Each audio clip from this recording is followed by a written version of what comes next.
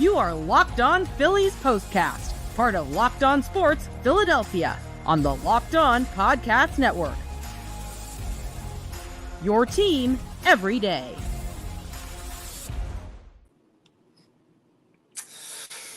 I really wanted to talk about sweeping the Mets out of London. I really wanted to talk about Taijuan Walker, 5 2/3, actually looking like a stud through those 5 2/3. Maybe even give him the chance to get out of that sixth inning. Definitely not going to Gregory Soto over Matt Strahm. Did anybody else have the same thought that I had? Like, oh, he's going Soto over Strahm. Is something wrong with Strahm? Why wouldn't he go with Matt Strahm, the guy that's been absolutely incredible? Why wouldn't he go to him? Why would you go to the guy that's struggling all the time? And I know when we talked about Rob Thompson having faith in guys that he shouldn't necessarily have faith in, those guys have turned it around. We've talked about Bryson Stott. We've talked about Nick Castellanos. He's had faith in Taijuan Walker, allowing him to go an extra inning when he first came off the IL. That ended up not necessarily working out for him. But I guess he tried the same philosophy and giving somebody who was struggling a bigger opportunity, showing that he's got faith in him. That was not the time to go to Gregory Soto over Matt Strahm. You have two lefties in the bullpen that are ready to fire, or you choose to get Soto going over Strahm in that situation, where you have the opportunity to give Taijuan Walker a great start, let him walk off the mound with the opportunity to win that game, put him in the best possible position to walk off that mound, nabbing a win for himself later in the game. 3-0 lead. He takes him out. You got a 3-0 lead, and then all hell breaks loose in London, and the Phillies lose the opportunity to sweep the Mets right off the Thames and come back to Philadelphia, or come back stateside, unfortunately. I know you can't win them all. I know the Phillies are still the best team in baseball, blah, blah, blah, blah, blah. That doesn't mean I have to enjoy this game. You know what I wanted after this game? You know what I wanted after yesterday's game where the Phillies won in convincing fashion, 7-2? You know what I wanted today? More of that. You're never content. You never get complacent as a Philadelphia sports fan. And this was a great opportunity to show the Mets who was boss and who, really, the rest of the world are the Mets daddies, and that's the Philadelphia Phillies. But unfortunately, they were not able to complete the sweep. We'll get into it all. You are Locked On Phillies Postcast on the Locked On Sports Philadelphia YouTube channel. Thanks for joining us here. My name is Mark Farzetta. Make sure you guys like and subscribe to the Locked On Sports Philadelphia YouTube channel. Once again, out of the normal studio today, a little technical issue in there. I'm sure we'll get that resolved by tomorrow. So thanks for hanging with me in this totally auxiliary studio and not at all just some bedroom in the house. Thank you very much. But this episode is brought to you by FanDuel. Make every moment more. Right now, new customers get $200 in bonus bets with any winning $5 bet. That's $200. Let's up the ante right there, folks. $200 in bonus bets with any winning $5 bet. Visit FanDuel.com/lockedon to get started. Let's start it off with three big things, as we always do. I'm starting this off a little bit different today, because it's really who I feel sorry for. Like, I'm honestly, I don't want Taijuan Walker in the rotation. To me, there is no excuse other than the explanation. It's an explanation. It's not an excuse. The money is why Taijuan Walker is in this rotation over Spencer Turnbull. However, being that in the great world of sports, we root for laundry. If he's wearing a Phillies jersey and he's pitching for our team, then I want him to do well. And if he's not doing well, I want him to turn it around. But it's becoming very difficult to do that with Taijuan Walker. I defended him in his start against the Giants, even though he got taken for a bunch of runs because there was 4 misplays in the field, 3 errors, 4 misplays, and he got charged for those runs, unfortunately, when it came to allowing runners across the plate. His most recent start, he got tattooed. We all know that. So I was looking for a little bit of a redemption story for Taijuan Walker. I know we talked about this yesterday, maybe having Spencer Turnbull pitch in this game because it was such a big game, a global game, a huge game, obviously. They opted to stay with Taijuan Walker. And when we were talking about it yesterday, I know some people were responding in the comments after the show saying it was a scheduled loss with Taijuan Walker on the hill. Well, Walker went out there and pitched a very good Taijuan Walker. I did not expect this to happen. Had a better start than Ranger Suarez. When we all looked at the schedule, when we looked at who was pitching, and we were crossing our fingers to see whether or not Ranger Suarez was going to go, and we saw it was going to be Suarez and then Walker. If I would have told you that statistically speaking, Walker would have the better outing, I think all of us would have said, I think you're crazy, Mark. I think you're crazy. And sure enough, he had the better start. Was it far and away better? No. Did he get hit with a line drive off his hand, Taijuan Walker, before this start? No, he obviously did not. But still, looking at it on paper, I think most people would be surprised that Taijuan Walker would be even in the competition for who had the better start in London, him or Ranger Suarez. And he had a great start for himself. By Taijuan Walker standard, it was a great start.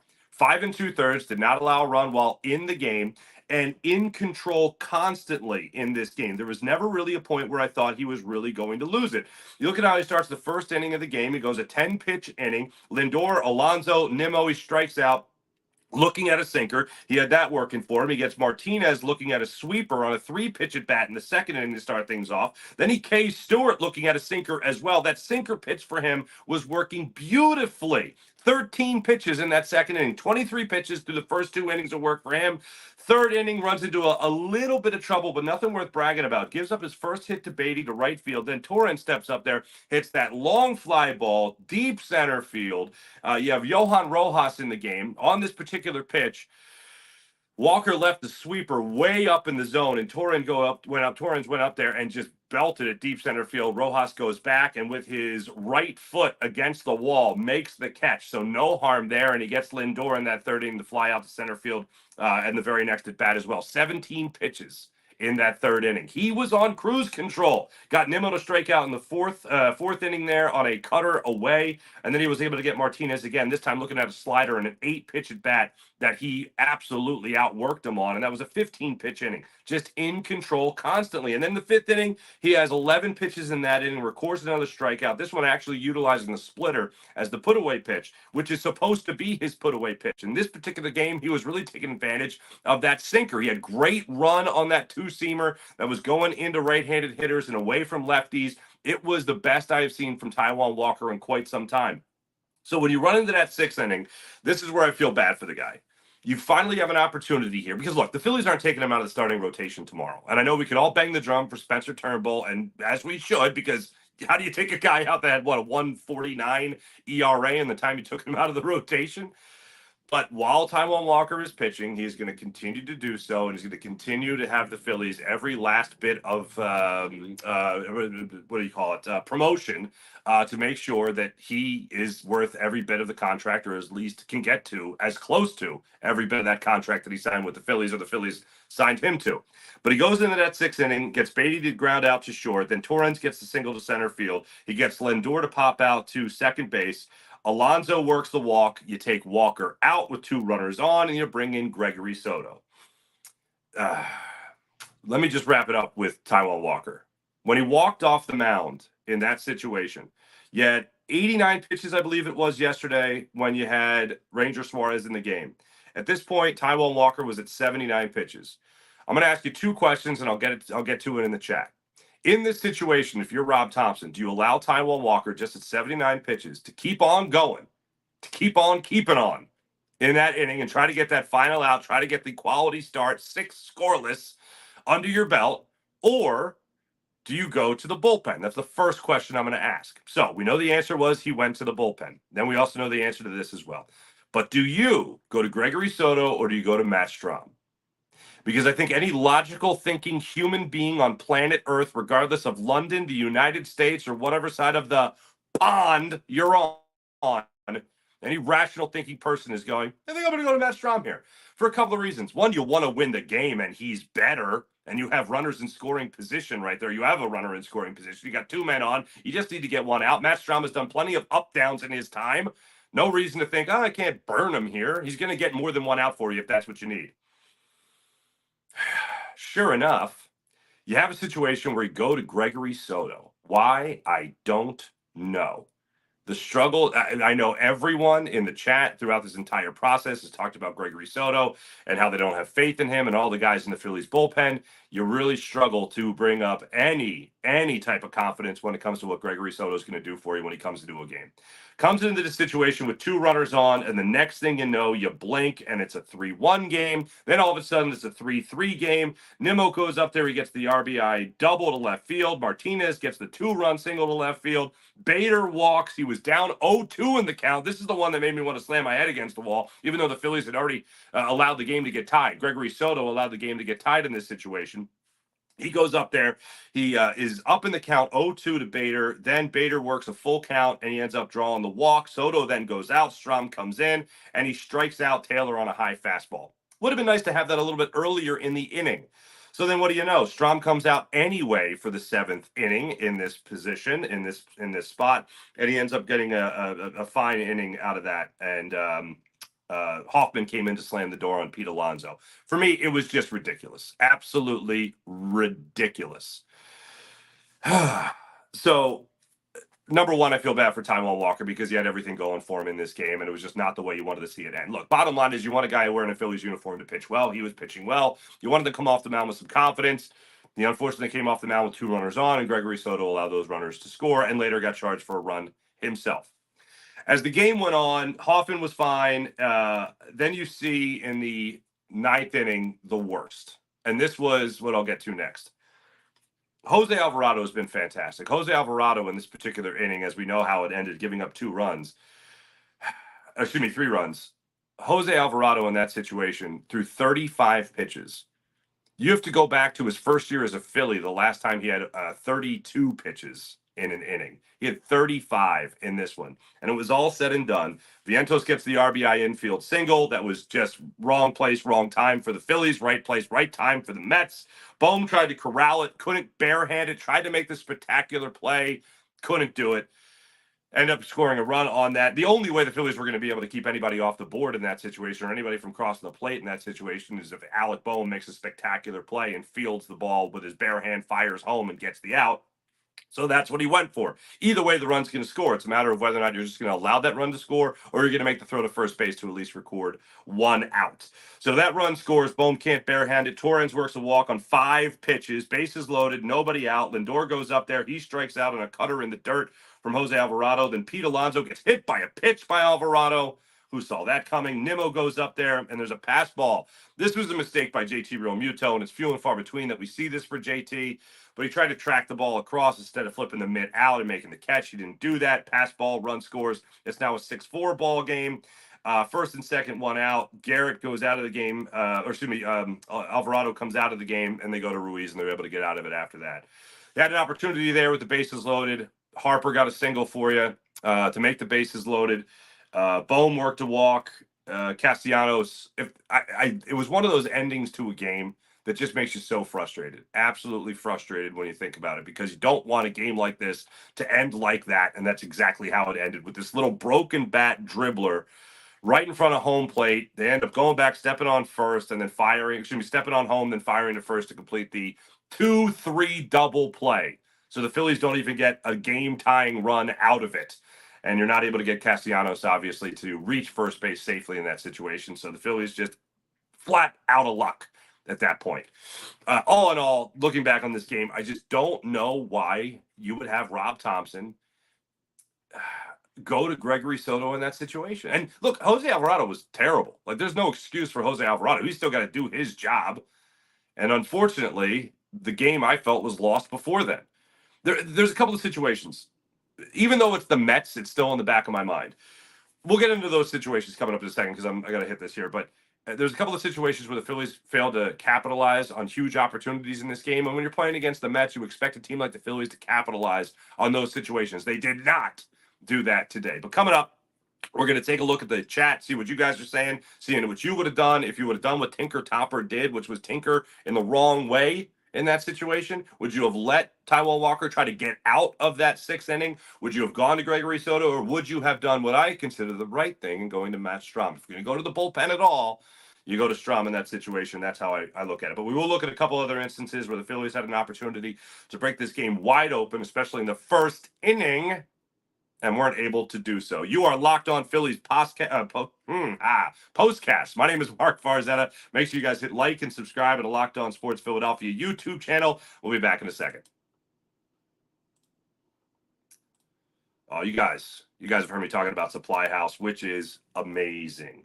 Get supplies from the site that's made for the skilled trades. SupplyHouse.com. SupplyHouse.com is the reliable way to order plumbing, HVAC, and electrical products online. Their easy-to-use website is packed with helpful resources and the latest product info to help you get the job done right.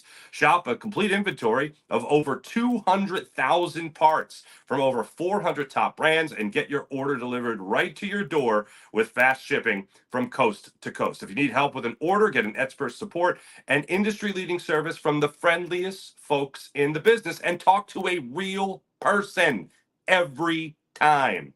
Undervalued in today's world. Pros, skilled pros, skilled professionals in the trade business can get a competitive edge by joining SupplyHouse.com's free Trade Master program. Every Trade Master gets access to a dedicated phone line. How amazing is that? Free shipping, what? And discounts on every order. Join the thousands of trade pros already benefiting from their free membership at SupplyHouse.com/TM. That's SupplyHouse.com/TM, and order your plumbing, HVAC, and electrical supplies from anywhere with just a few clicks at SupplyHouse.com. That's SupplyHouse.com. And let's not forget about our friends at FanDuel. Summertime means baseball, the NBA Finals, and so much more. And you can bet on it all at FanDuel. And right now, new customers get $200 in bonus bets with any winning $5 bet. That's $200 in bonus bets with any winning $5 bet. $200 You can bet on anything from the NBA Finals to who's going to hit one out of the park. All of it on FanDuel. Right now, looking at the NBA Finals. Tonight, 8 o'clock, Boston Celtics yet again favored by 6.5 points in the game tonight on FanDuel. Luka Doncic right now going off at 45 points or more, going off at plus 100, or excuse me, that'd be amazing, plus 1,000 to go for 45 points in the game. Also looking at the series MVPs for the NBA Finals. Jason Tatum going off right now as the favorite at plus 115, Jaylen Brown plus 250, and Luka Doncic going off at plus 350. Visit FanDuel.com/locked-on and win big for your summer bucket list on FanDuel. FanDuel, America's #1 sportsbook. Check out FanDuel.com/locked-on for all your information. That's FanDuel.com/locked-on. FanDuel, America's #1 sportsbook.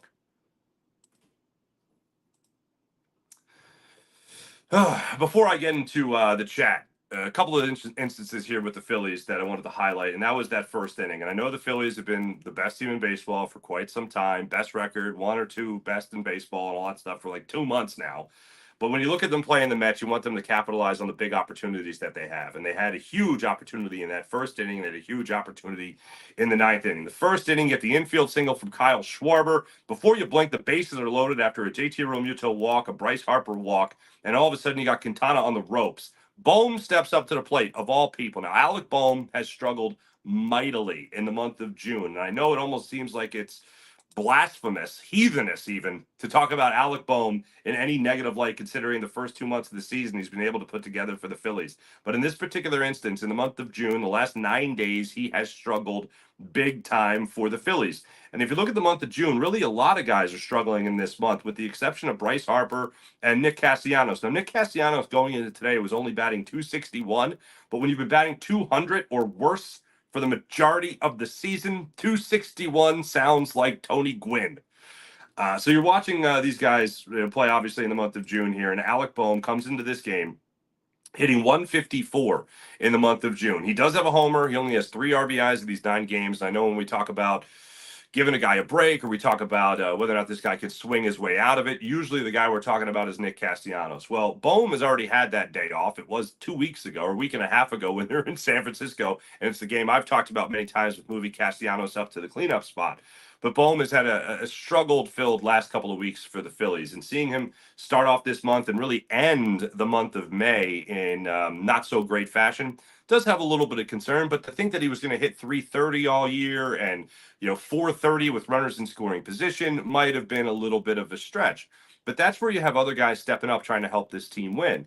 But in that first inning, and I'll get to that in a second, but in that first inning, an opportunity to break it open. You have a bases loaded, nobody out situation, and you have only 1 run to show for it against a team like the Mets.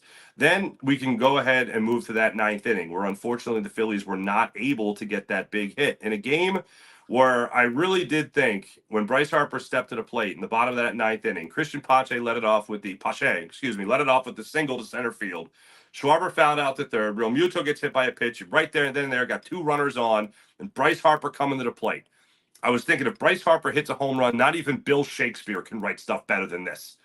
Unfortunately, he only came up with a single, but that loaded the bases for you with one out. That's when Alec Bohm drew the walk, which was good to see. He makes it a one-run game, and then Nick Castellanos had the biggest opportunity to really make that big swing, and all you needed was a run to keep this game going and force free baseball for Londonites everywhere. And he wasn't able to do it. Instead, the broken bat. So those were two huge opportunities that the Phillies had. As far as that unsung hero goes that I referenced earlier, David Dahl, man. Phillies need somebody to step up with a big swing. He came up with that huge swing for the Phillies in order to give him that one-run lead in the seventh inning. Rob Thompson, I thought, made a bad decision in going to Soto. He made a great decision in pinch hitting with David Dahl in that situation. He got a hanging slider out over the middle of the plate that he just tattooed to give the Phillies a 4-3 lead, and I thought that was the breath of fresh air that the Phillies needed, and they'd close it out because Hoffman and Alvarado have been fantastic. And unfortunately, it wasn't enough in this particular game. So those two things I wanted to highlight before we get into our chat. And let's see how you guys are feeling about this one. Christopher, what's going on, Christopher Michael? Soto is always losing the game for us. The majority of the time, Alvarado has no control and is all over the place. He's so sloppy. Leave it to Nicky to end the game like that. Nick Castellanos is out of my crosshairs right now. Right now, he's out of my crosshairs because I think he is on the way up. And I know he puts in the work, and I love that about him. I admire that about him. But yeah, we still need more consistent production from him. But Gregory Soto, I agree with entirely. The thing I will say about Alvarado, a lot of his stuff is just flat out nasty. Does it fall in the strike zone? No. But from every closer I've spoken to over the years, their job necessarily isn't to throw a strike. Their job is to make you think it's a strike. And when you're swinging wildly at 99, 100-mile-per-hour pitches, occasionally those balls are going to go out of the zone. I do give a lot of credit. And I think it was Doug Glanville that even referenced it during the broadcast. Former Philly Doug Glanville referenced during the broadcast. Alvarado wasn't crazy in this game all over the place. He had a couple of bad pitches, no doubt about it. But a lot of those were pitches that were just outside the zone. Was it a good out? No, it was still the worst outing I've seen from Jose Alvarado probably since he's been a Philly. Again, 35 pitches shows the struggles in all that, but the Mets were very patient, making him throw strikes, which he wasn't able to do with great consistency in this. Not an excuse. Still the number one guy for me, the number one culprit in the blame game of today, this morning, was Gregory Soto, without question. But yeah, Alvarado, not his best stuff, and he does depend on guys chasing stuff out of the zone and making them uncomfortable in the zone or in the batter's box is certainly how he gets his outs. King Darius, what's going on? This was not Jose Alvarado's fault. This is Gregory Soto's fault. Just a bad move by Thompson. I concur. Walker was pitching well. I agree. IBH, what's going on? Not exactly a great afternoon. Not exactly a good afternoon, unfortunately. Louis Adario, what's going on? Taiwan pitched great and the bullpen blows it. Are we in the upside down? I know, right? That's not the way this is supposed to go. Did the time zones mess them up? Did it reverse it like that? That sucks. Can someone make a call to TSA and have Soto's passport revoked? Definitely on Soto 100%. Alvarado was a mess. Both things can be true. Both things can absolutely be true. Might be time to look into getting Mason Miller, Lewis. A lot of people are on the Mason Miller bandwagon, and I'm on there as well. Or Aiden Miller, excuse me, bandwagon. I am too. Alvarado was a disaster, says Ryan Campbell. He was. There's no denying that. Yeah, go to Matt. Oh, Matt Strom. Absolutely. Go Sixers. Screw Nick him over him. Take a pitch. Farzy can't bench the bar. Welcome back. Farzy can't bench the bar. How I have missed you. What's going on? Where you been? Farzy, typical issues with the Fightins. This will not play well going forward as the summer months roll upon us. Yeah. Castellanos in the bullpen, same problems. Walker pitched great. 3-0 lead and left 5 in the third. That does suck. I agree. Timothy B, what's going on, Farzetta? I've said from the beginning that this manager's decisions will cost them. Everyone knows that Hoffman should be closing games, but this manager keeps forcing Alvarado down our throats. I mean, I really do think between Hoffman and Alvarado, it's been a toss-up. This was a really bad game for Alvarado. He's still the guy I rather have as the closer. My issue is more so with what he did in the middle innings with Gregory Soto coming into the game. I think Hoffman or Alvarado, I think both can be great for you to slam that door. And I know he mostly goes upon matchups for that. That for me hasn't been the Achilles heel. The Achilles heel for me has been the middle innings. And if you have a guy like Tom, like I really don't get it. Like this is what I have a lot of issues with when it comes to Rob Thompson. The overall philosophy, you can't figure it out because it seems to be all over the place. Taijuan Walker's a guy that he allows to go the extra inning when he first comes back from the IL. Yet if a guy like Aaron Nola has struggles, or if in the rare occasion Zach Wheeler has struggles, or Ranger Suarez, he gets him out early because I want you to be feeling good about that start. I want you to feel really good about that start. So I'm going to pull you out, let you feel good about the 5 innings you did get, or the 5 2/3 you did get. But Taijuan Walker, he pulls in a spot where he only needs to get one more out. He's been cruising. He's at 79 pitches. And you go to Gregory Soto. Like, if there's ever a time to push aside, no, let me get a confidence booster to Gregory Soto, it's in this instance. And if there's a time to leave Taijuan Walker in to give him that out, that's the time to get him that out. Give him one more batter, whatever the case may be, and he opted not to do that. It doesn't make any sense to me trying to figure out what it is that Rob Thompson's doing. Now, if he was trying to get Taijuan Walker out after 5 2/3, let him feel good about it, fine. But then put that decision still in a better spot to go in his favor, instead of bringing in Gregory Soto, who wipes the slate clean, unfortunately, for the opportunity for Taijuan Walker to get what would have been his 4th win of the season. As far as he can bench the bar, don't disagree. I'm not the biggest topper guy at Timothy. Okay. Make Kirkering the closer. Leave him alone. All right. Lewis, go to Strom. Strahan. We go for sacks here. Go Sixers. He hasn't pitched since Wednesday. The Tinker topper. Yeah, that's what I was thinking. I was like, did he hurt himself? Like, did he drop a teacup on his big toe? Like, what happened? Why isn't he going to him? Bomer needs to come out of it. I agree. Timothy B., what you see with Bohm is what you're going to get, and that manager won't give Schwarber a day off. Schwarber's 40 home runs days are over. Certainly seems like that right now, unfortunately. Ian Corn, what's going on? Hoffman closer? If this is the start of something new for Jose Alvarado, then he could very well be the closer, unfortunately. Well, not unfortunately, but it could be a change in position. But I do think, for the most part, yes, Hoffman or Alvarado's your closer, mostly.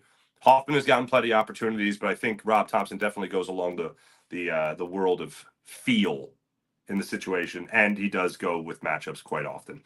When we come back, we're going to take a look next at where the Phillies are headed after this. It is stateside. They go from England to New England. That's like some geographical observations.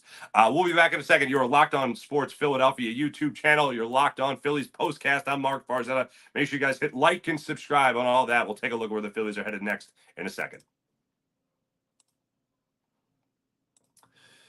LinkedIn. Got to check out LinkedIn. Are you struggling to close deals? B2B selling tougher than ever?